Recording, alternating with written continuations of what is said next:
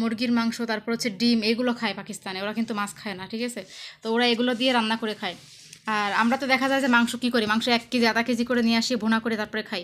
কিন্তু ওরা ওরা ভুনাও খায়, বাট বেশিরভাগ সময় ওরা যেহেতু নিরামিষ সবসময় খাওয়া যায় না, তো বেশিরভাগ সময় ওরা চিকেন দিয়ে রান্না করে। বাজারে হচ্ছে অর্ধেক অর্ধেক করে নেওয়ার সুযোগ আছে। তো এরকম অর্ধেক অর্ধেক করে যে কোনো বাজারে তোমার যতটুকু চাই তুমি ততটুকু নিতে পারবা, ঠিক আছে? এটা হচ্ছে পাকিস্তানে করে আর কি। তো এই এতটুকু দেখো আমার বর চিকেন নিয়ে আসছে, অনেক সুন্দর চিকেনগুলা। তো এই সম্পূর্ণ চিকেনটা কিন্তু নিয়ে আসছে। হ্যালো এভরিওয়ান, আসসালামু আলাইকুম, সবাই কেমন আছে বন্ধুরা? Welcome to another blogs. আজকের ব্লগসে কথা বলবো পাকিস্তানের চিকেন নিয়ে। তোমরা তো জানোই তোমাদের সাথে আমি নতুন নতুন ব্লগস শেয়ার করে থাকি রেগুলার। আমার অনেক ভালো লাগে যে তোমরা আমার সাথে থাকো, আমার বিভিন্ন ব্লগস দেখো। তো পাকিস্তানের বিভিন্ন জিনিস, বিভিন্ন পণ্য দ্রব্য সব নিয়ে কিন্তু তোমাদের সাথে আমি কম বেশি কথা বলি। তো আজকে আমার বর দেখো কত সুন্দর চিকেন এনেছে বাজার থেকে। দেখো চিকেনগুলো কিন্তু অনেক সুন্দর, ফ্রেশ, টাটকা ছিল। তো আজকে হঠাৎ করে বাজার থেকে নিয়ে এলো। আসলে কন্টিনিউ চিকেন খাওয়া হয়, তোমরা তো দেখতেই পাচ্ছ, আমি কিন্তু বেশিরভাগ ব্লগসে চিকেনের দিয়ে থাকি।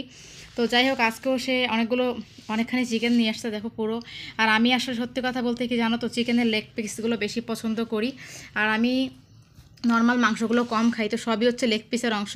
আর পাকিস্তানে একটা সুবিধা কি জানো, পাকিস্তানে আসলে তুমি যতটুকু চাও অতটুকু নিতে পারবা, মানে একটা মুরগি পুরো নিতে হবে না যে কোনো বাজারে গেলে। বাংলাদেশে তো দেখা যায় যে সুপার শপগুলোতে শুধু কেটে কেটে বিক্রি করে, বাইরের যে বাজারগুলো সব মেন যে বড় বাজার সেখানে কিন্তু কেটে কেটে খুব একটা দেখা যায় না, সেখানে বেশিরভাগই হচ্ছে যে ফুল নিতে হয়। তো এখানে পাকিস্তানে সব বাজারেই হচ্ছে অর্ধেক অর্ধেক করে নেওয়ার সুযোগ আছে। তো এরকম অর্ধেক অর্ধেক করে যে কোনো বাজারে তোমার যতটুকু চাই তুমি ততটুকু নিতে পারবা, ঠিক আছে? এটা হচ্ছে পাকিস্তানে করে আর কি। তো এই এতটুকু দেখো আমার বর চিকেন নিয়ে আসছে, অনেক সুন্দর চিকেনগুলা। তো এই সম্পূর্ণ চিকেনটা কিন্তু নিয়ে আসছে 350 টাকা দিয়ে, এতটুকু নিয়ে আসছে। আগে অনেক দাম ছিল, 1200 টাকা চিকেনের কেজি ছিল রোজার মাসে, 1200 টাকা ছিল একদম, মানে 1200 টাকা অবধি চিকেনের কেজি ছিল।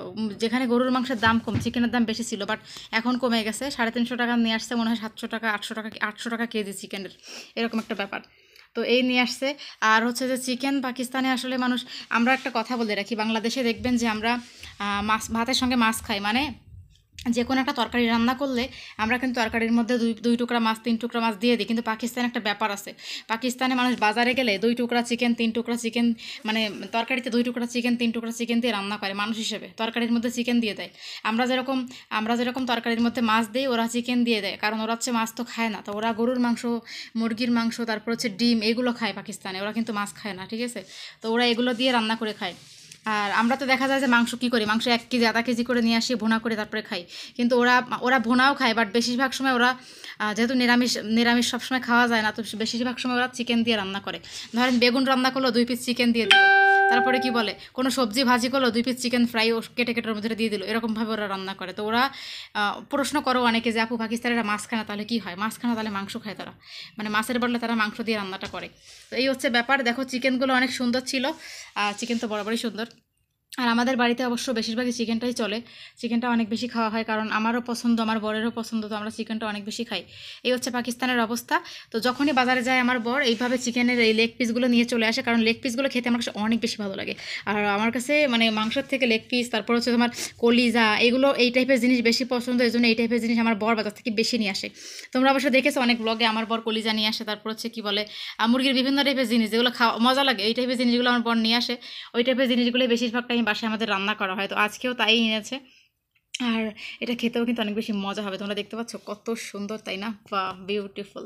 সো এই হচ্ছে আজকের ব্যাপার, আজকের মজার একটা রান্নার জিনিস নিয়ে এসেছে, সেটা তোমাদেরকে দেখালাম। আর পাকিস্তানের বিভিন্ন জিনিসের বাজার দর তোমাদেরকে দেখাতে পেরে আমার অনেক ভালো লাগতেছে।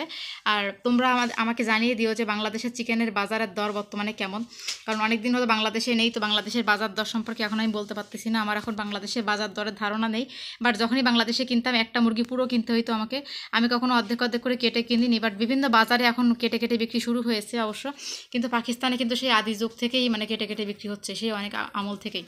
তো যাই হোক, পাকিস্তানে কিন্তু 2 টুকরা চিকেনও তুমি নিতে পারবা যতটুকু চাও, এটা কিন্তু আবার সব দেশে হয় না, পাকিস্তানে 2 টুকরা চিকেনও নেওয়া যায়।